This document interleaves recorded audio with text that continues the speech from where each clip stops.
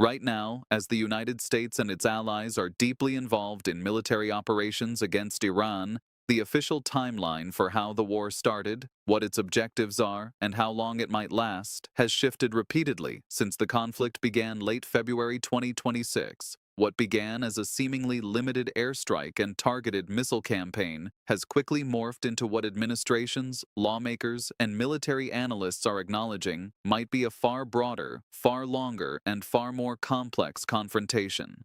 This isn't idle commentary or partisan sniping. This is reflected directly in changing public statements issued by the White House, by the Pentagon, by members of Congress on both sides of the aisle, and by global leaders watching the situation unfold. To understand why the United States-Iran war plan and timeline have not remained static, we have to trace each stage of the response and the rhetoric around it, and note where the official objectives and timelines have shifted, why these shifts matter, and how public messaging from the president has at times muddied the seriousness of the moment. The conflict reached a dramatic escalation on February 28, 2026, when the United States, in coordination with Israel, launched a major strike operation against Iranian military infrastructure, leadership, and strategic capabilities, what the White House labeled Operation Epic Fury.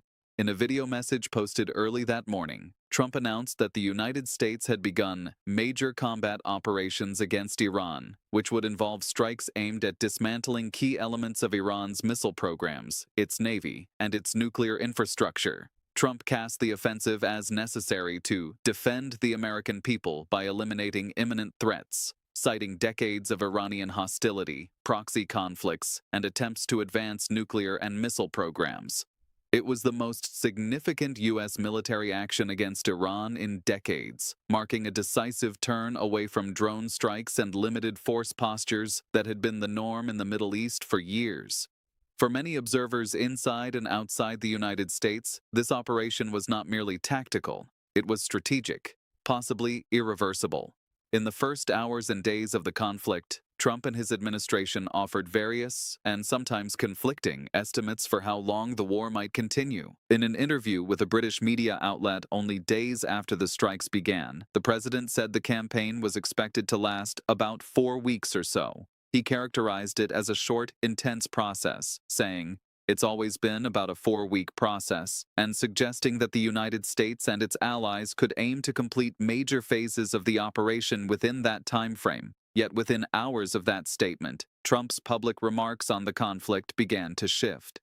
In additional comments issued from the White House, he emphasized that this could go far longer than his initial projection, stressing that the United States had the capability and resolve to sustain operations beyond the projected timeframe if necessary. The variation between 4 weeks and as long as necessary is not just a minor semantic difference. It represents a significant shift in the public narrative about the conflict's scope. A fixed 4-week timeline suggests a limited tactical engagement designed to hit specific objectives and draw down forces. A longer than expected or open-ended commitment suggests that the United States may be preparing for deeper involvement, far beyond a single campaign of air and missile strikes. This uncertainty has sparked concerns among lawmakers in Washington that there is no clearly articulated strategy for ending the conflict once the strikes are launched, nor a public roadmap for how U.S. forces would disengage or transition to a diplomatic settlement. Compounding the timeline confusion is the fact that public statements from Trump and his allies have repeatedly shifted when describing what the U.S. military campaign is supposed to achieve. In some comments, senior officials have asserted that the objective is to degrade Iran's nuclear and missile capabilities, a narrower military goal intended to reduce imminent threats. In others, they have mentioned regime change, support for the Iranian people, or the exhortation for Iranians to take back your country from the existing leadership.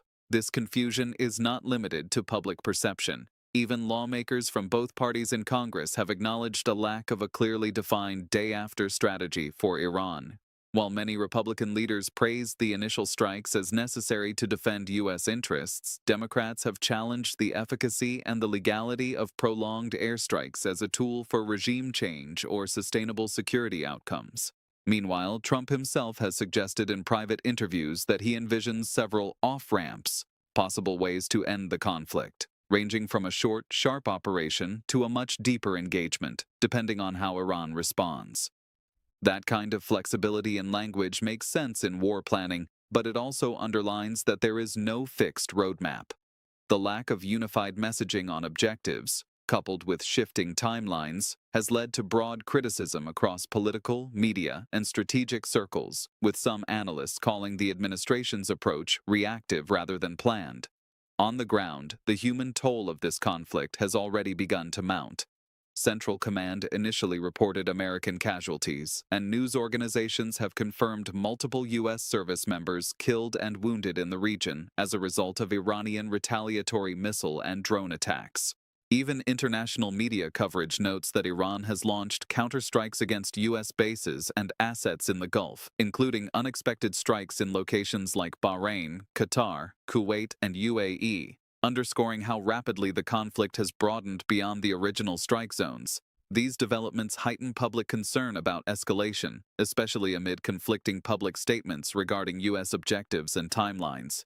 The variability in messaging, where sometimes the war is described as weeks-long and at other times as open-ended, contributes to public unease and confusion about what is at stake and how long ordinary people may feel its effects. Given that the Strait of Hormuz has been mentioned as contested or threatened, global economic indicators have reacted swiftly. According to financial reporting by Reuters, U.S. gasoline prices have indeed spiked, surpassing $3 per gallon as crude oil prices rose in response to supply disruption fears linked to the Middle East conflict. Economists have long known that geopolitical instability in major oil-producing regions often immediately impacts fuel prices, inflation expectations, and consumer sentiment. Higher oil costs put pressure on transportation, goods pricing, and household budgets, and when a presidential administration's foreign policy correlates with rapidly rising gasoline costs, it becomes a domestic political challenge in addition to a strategic one. Yet while these economic indicators show tangible consequences of the conflict, official statements by the White House have sometimes diverted attention to unrelated topics, from comments about a new White House ballroom renovation to other cultural talking points. That kind of juxtaposition has drawn significant criticism for undermining the gravity of an active military conflict and contributing to perceptions that the administration's messaging is unfocused at best and tone-deaf at worst.